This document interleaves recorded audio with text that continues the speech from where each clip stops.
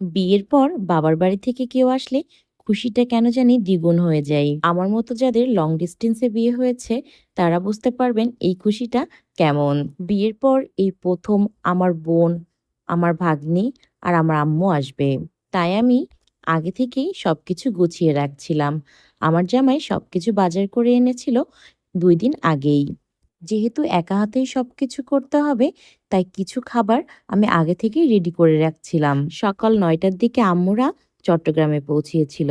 আর আমার জন্য নিয়ে এসেছিল আমার পছন্দের সব মিষ্টি, খাবার আরো অনেক কিছু। তোমরা কে, কে এই ফলটাকে চিনো? অবশ্যই কমেন্ট করে আমাকে জানাবা।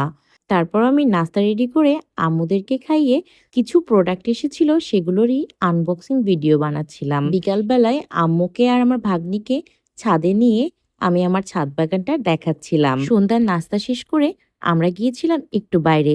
এত বৃষ্টি ছিল যে আমরা তেমন কোথাও যেতেই পারিনি। আজকের ভিডিওটা এই পর্যন্ত।